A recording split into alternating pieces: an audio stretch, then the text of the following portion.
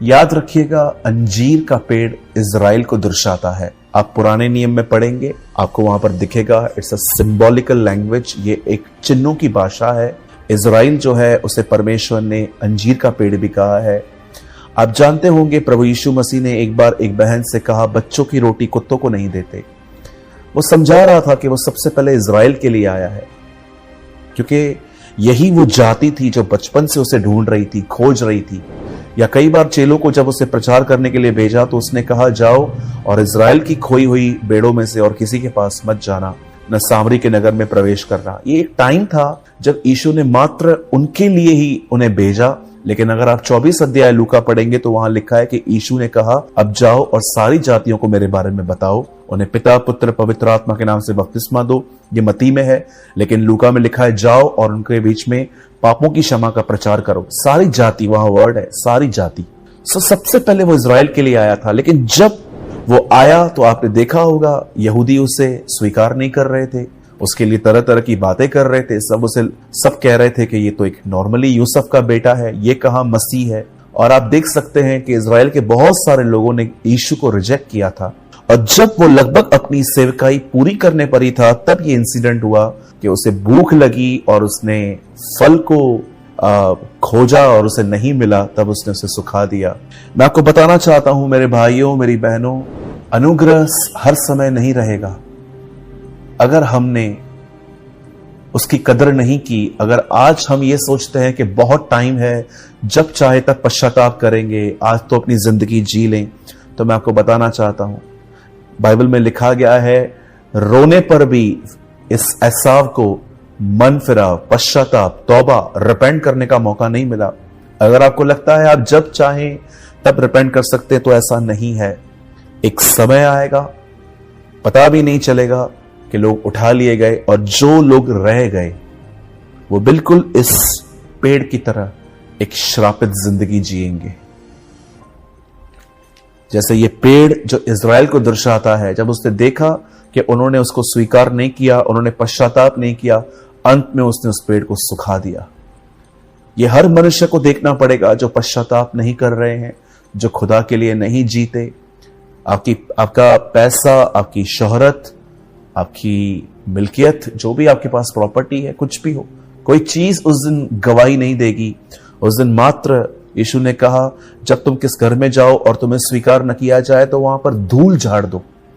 वह धूल भी एक दिन खुदा के सामने कहेगी कि मैं इसके घर पर आई थी, किसी के पैरों पे लगी हुई थी और वो मुझे झाड़ के गया था। इस आदमी को गॉस्पेल देने के लिए कोई आया था और मैं उसके पैरों पे लगी थी, मैं गवाह हूं। जैसे पुराने नियम के अंदर कई बार मूसा ने कहा कि परमेश्वर ने कहा कि मैं आकाश और पृथ्वी को गवाह बनाता हूं, वैसे ये धूल गवाह बनेगी।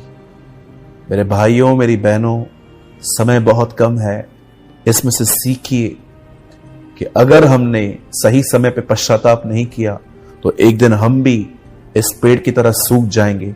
अब आपको लगता होगा कि ब्रदर, आप जो कह रहे हैं, क्या ये पेड़, यीशु ने कहा तुम एक व्यक्ति को उसके फलों से पहचानोगे। हम पेड़ हैं, फल हमारा स्वभाव है। बाइबल में पेड़ मनुष्य का प्रतीक है, इजराइल का भी प्रतीक है। आपने देखा जब यीशु ने एक आदमी को अंधों में से ठीक किया तो उसे कहा तुझे क्या दिख रहा है? वो कहता है मुझे चलते हुए पेड़ दिख रहे हैं। नहीं, वो पेड़ नहीं थे, वो इंसान थे। हम जानते हैं पेड़ कभी चलते नहीं है। एंड सेकंड थिंग जो मैं आपको बताना चाहता हूं वो ये है कि अगर इस पेड़ की क्या गलती थी जब उसमें फल नहीं आया, समय था ही नहीं। आप जानते होंगे मैंगोस हर सीजन में नहीं मिलते, स्ट्रॉबेरी हर सीजन में नहीं मिलती, और कुछ चीजें ऐसी हैं जो हर समय मिलती हैं, लेकिन कुछ चीजें ऐसी हैं जो आपको विदाउट सीजन कभी उतनी अच्छी नहीं मिलती जितनी और सीजन में मिल जाती हैं। जब इस पेड़ का समय भी नहीं था, सीजन नहीं थी, तो भी उसे कर्स क्यों किया गया, उसे क्यों सुखाया गया?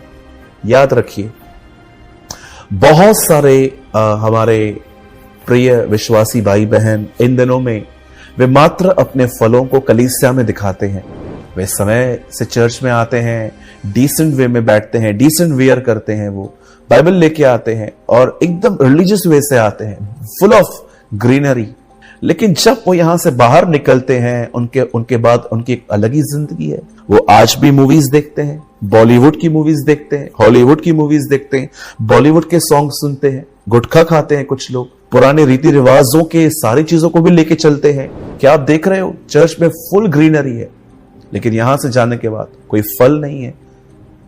बहुत सारे जो लोग हैं ना, वो अपना फल सिर्फ उस समय दिखाते हैं जिस समय चर्च में आते हैं, लेकिन यहां से जाने के बाद उनको लगता है, ओ अब नॉन सीजन आ गई, अब मैं कैसे भी जिंदगी जीऊं।